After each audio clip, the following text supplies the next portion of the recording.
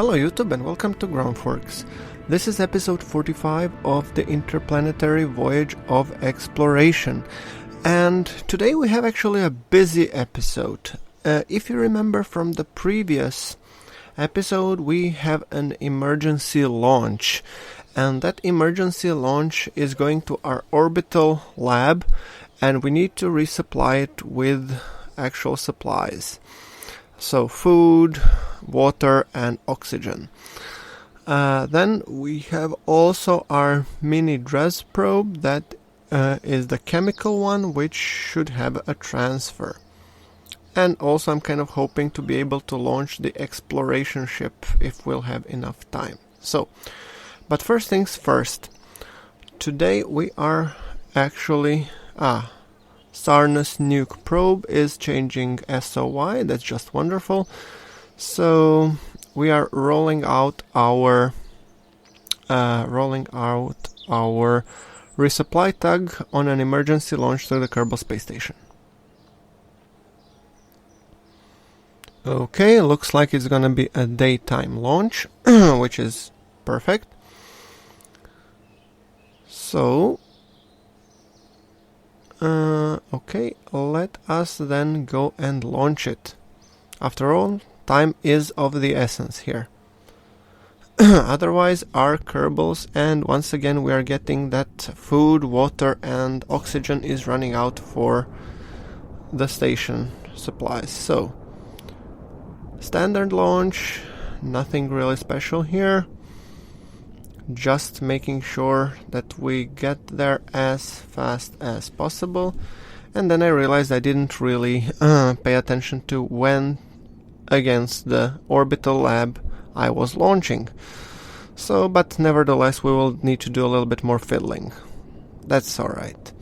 So, burning for the apoapsis as quickly as we can, and our apoapsis is at 81 at the time, so I'm just now trying to figure out, and it seems that our station is ahead of us. So I'll see if I can maybe go into a lower orbit and just hopefully see if we can burn to be quicker than the station or something. Well, our primary concern is getting into orbit. So, fairing separation. A little bit energetic, especially because we are doing it at times acceleration, and burning for the circularization. We have obviously extended our communitrons because otherwise we would be running out of the KSP range pretty soon. And we are in 75 by 122 orbit, which is not something that I counted on, but let's work with what we have here. So, after all, yeah, we don't have that much time to lose, so I'm just trying to see if I can fiddle around to make sure that I get an encounter on, perhaps even on the next orbit. So, and in 58 minutes, so we should just go and burn. In 2 minutes we have our burn, which is not that long, so let's just prepare, point, and hold maneuver prograde and execute the burn. Sometimes these things are actually quite good to delegate to the flight computer. And it has gotten us a pretty decent encounter, which is very nice. Putting the SAS on and the warning of the closest encounter. Then again, I'm not really 100% confident the way that this looks. It will be good, but then again, maybe the best idea is just to put the maneuver node ahead of it and let us get a maneuver node alarm. Because that always works. Okay. 20 minutes, so on our next pass we would be passing towards the station, and we are coming up on the station, and time to go into the target mode. We have enough delta V, but then I don't want to drop the stage until we get really like close, so besides, this one has much higher thrust to weight, our booster stage, so why not? And lining up the markers and making sure that we are actually going towards the station, and we ran out of juice, so now time to stage. And we are at 150 meters per second with much lower thrust to weight, so we have to take that into account when we are burning to actually slow us down. And okay, we are within the physics warp, and we are coming quite... whoa, burn. I mean, you guys are seeing this at 4 times acceleration due to my frame rate being 6 FPS, so yeah. It looks faster than it was, but then again, at 6 FPS you're getting like a PowerPoint slideshow rather than the actual docking procedure. So, okay. Once again, docking alignment, and we will dock on the topmost orange tank because I think it's a convenient place for an emergency transfer. The other more planned experiments we will be docking closer to their laboratories. This is more like, yeah, just supplies basically.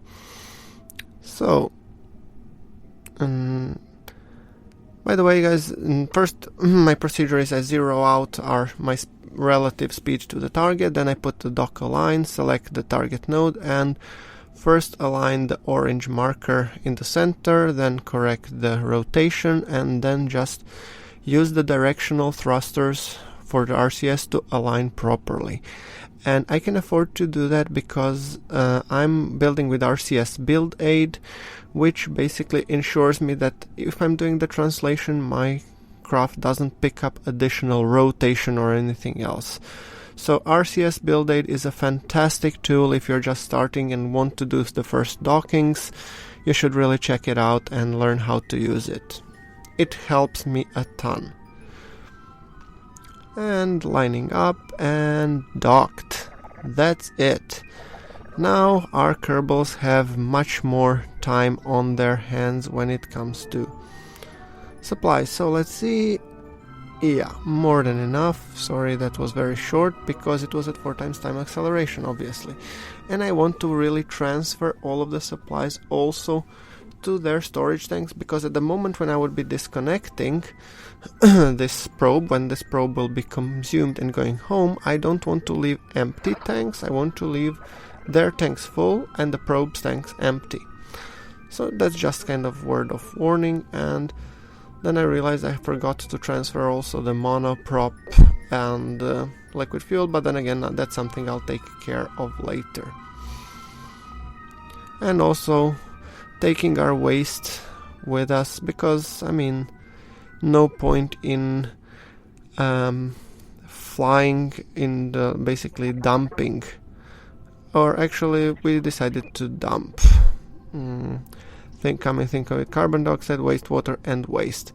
So next time when we will be docking, we will be flying through a cloud of Kerbal poop. Not the most glorious thing, but then again, we don't need to care. Yes, so at this point in time, I'm taking a mini Dres probe, the chemical one with lifter, and just adding it to the build queue. And the next thing to be built is the exploration ship, and afterwards the mini chem probe. Okay, so let's see what we got at the moment. We have 1 hour to the transfer window towards the Dres for our mini chemical probe. And given the fact that we have abandoned our near future probe to go to Dres, that means we have no probes that would be going to Dres unless we launch this one. So let's see if we manage to nail the transfer to the Dres with the chemical one. It's a very small one, but then again, it works. Why not?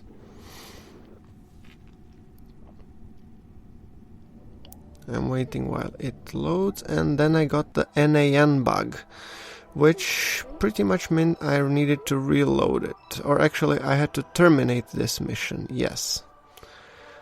I didn't want to risk the NAN bug, and because of that, I just basically reloaded later on, and yeah. Turn off the debris and delete the mission. Usually when that kind of things happen, you just want to remove that probe and be none the wiser. So, sorry about that. I think I'll be redoing the chemical probe, and I need to build it on a more accelerated to ensure that we actually have a launch towards the window, towards the Moho in the next... as quickly as possible. That will be like 2 days reconditioning, and I'm trying to push for the construction of the Dres probe, but then again, yeah.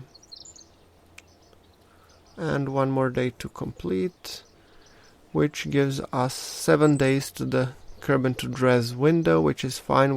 By the way, we have added 1 more window for Dres because, yeah, we need to basically resend our chemical probe out again. So, yeah.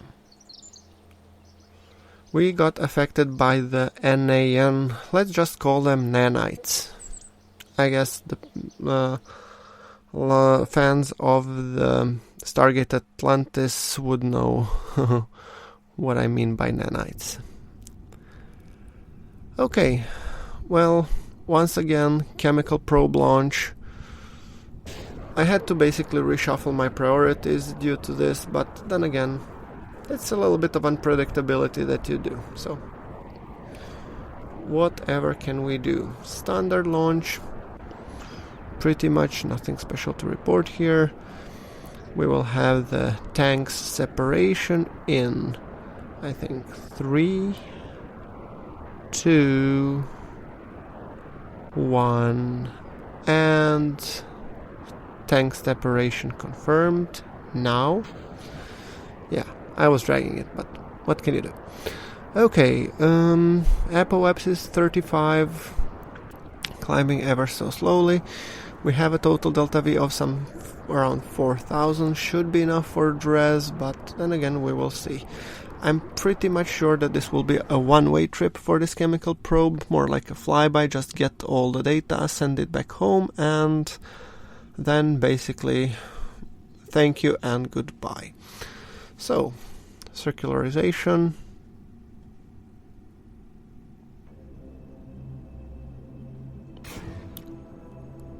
Expanding the solar panels, communitrons, and then burning for the circularization. Oh, by the way, mandatory screeny.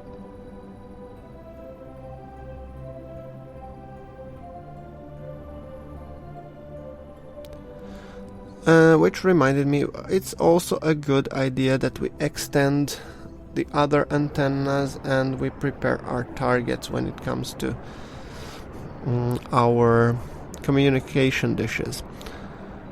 Once again, burning just for the circularization. Not the most perfect orbit that I'm kind of proud of, but then again, we don't need to care.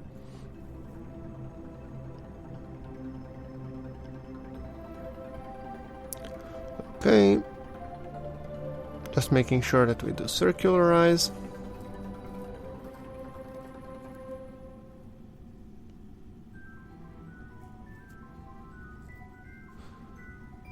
Okay, that's it.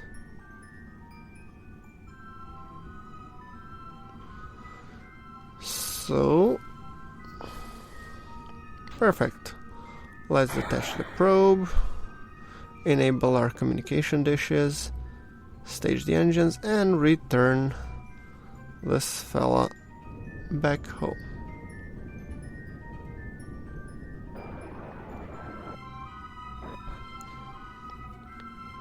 Yeah, just arming the parachutes and to make sure that this stage actually gets safely recovered, and bring it back to Kerbin. By the way, I'll probably be putting like the return stuff, but I won't be showing every single return, especially not for the ones that you have already seen. But then again, yeah, it goes quite quickly as well. After all, I'm thinking I'm doing this in 4 times acceleration, so yeah. We usually lose the engine bell, but then the rest it's pretty fine. And I spoke too soon. Well, we have recovered something at least. So. Okay, back to the tracking station. Let's delete or recover the rest, and okay. Now then, we may need to recondition the VAB, and then we'll be building and finishing our exploration core ship.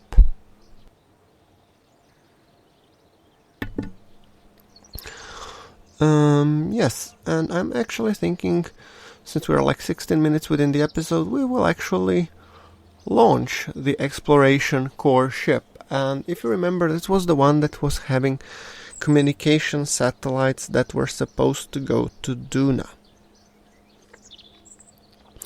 Because we will be doing a lot of orbital and surface operations on Duna, and for Duna we need to set up the remote tech communication network to be able to send unmanned probes before we send actually a manned launch. I mean, we are sending Jeb there after all, but then again, we don't need to send too many Kerbals. After all, Jeb wants to be a pioneer. So, first stage separation. You will probably notice that I'm having much steeper ascent profile, and that's because this has a lot of internal components, so many potential things could go wrong. And in that respect, I will just want to make sure that we are well out of the atmosphere before we actually start the circularization. Second stage boosters separation confirmed. So we are now only using the Rhino. It's a little bit slower thrust, 1.5, but then again, we are already out of the atmosphere, so I think we'll be pretty okay with that. Rhino is really powerful, but then again, it has very decent fuel economy, but for maybe some more advanced planets like Jool or Sarnas and onwards, I think we'll need to rethink the design of this exploration transfer stage.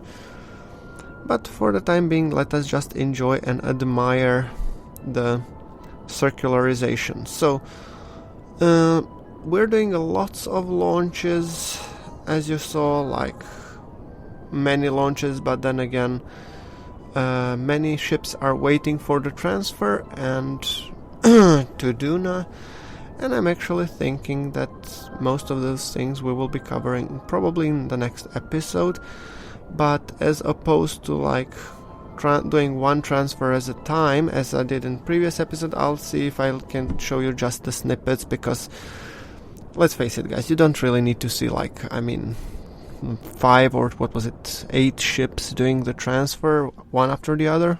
I mean, I would probably go mental if I was just had to watch that. So, okay, circularize the orbit. Let us make sure that we open up our communication dishes, set our targets, etc.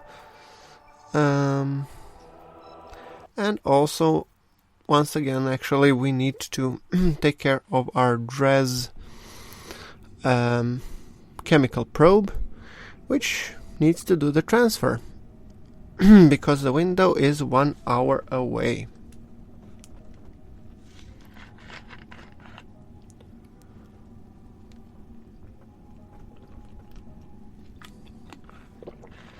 Okay, sorry, this was just a little bit of water.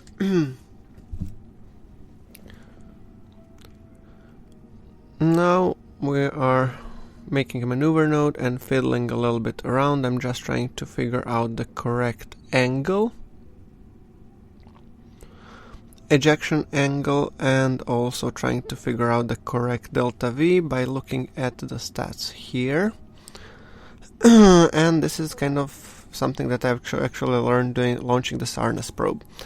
So yeah, just tweaking it as much as I can, as close as I can, and then a little bit up, a little bit down, just to see that we do get a Dres encounter.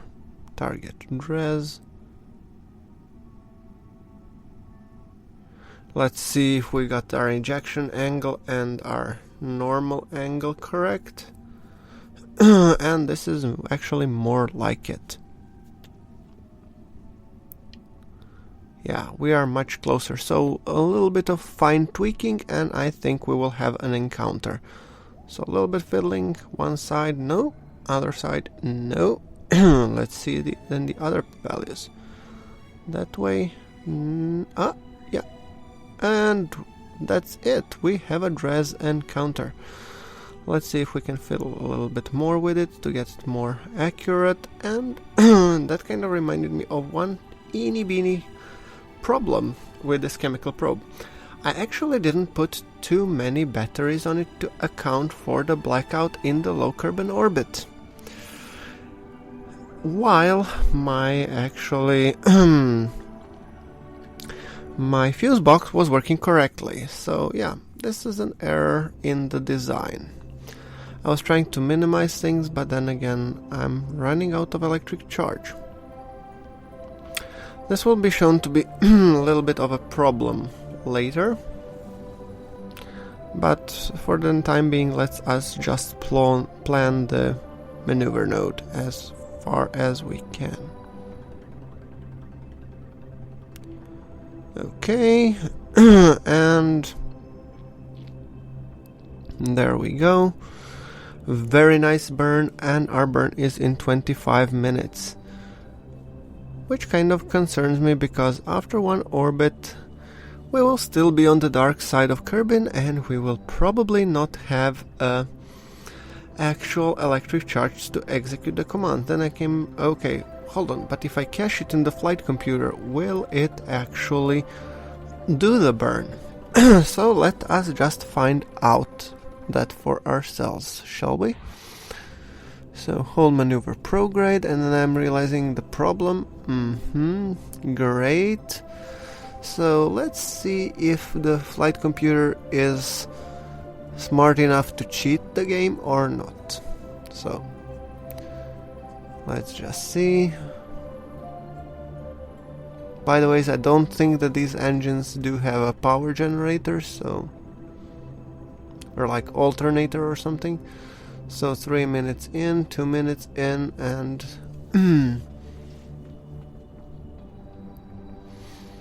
our electric charge should start to drop. But then again, I think that we will actually be able to burn for this one. But then again, yeah, I might have mistaken that one for the other chem probe. Yeah. So yeah, spoiler alert. Sorry guys. Yeah, let's do the Dres transfer.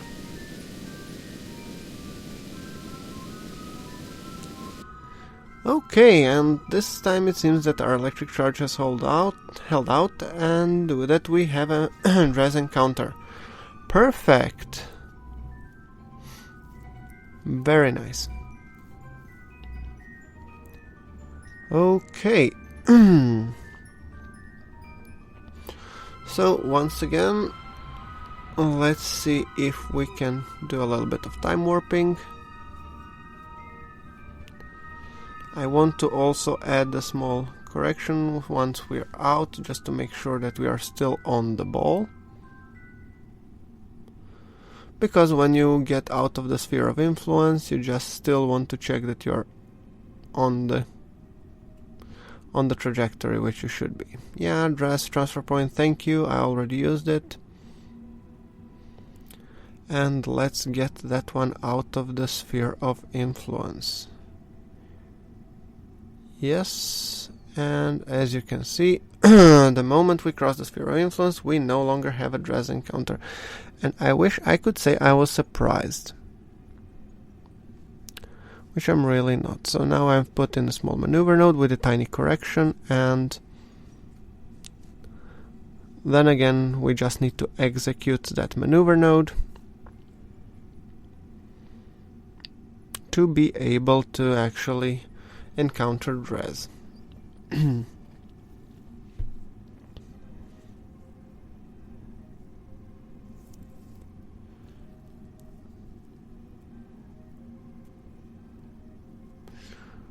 Okay, just pointing maneuver prograde, and it's supposed to happen in 1 day, so warping to the maneuver node, and I think I'll just tell it to execute the maneuver.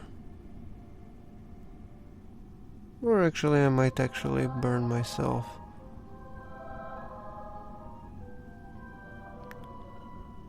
Let's see. Yeah, I'm gonna burn myself slowly enough so that to ensure that we do get an encounter. And here we go. Whoa! Dancing maneuver node, alright.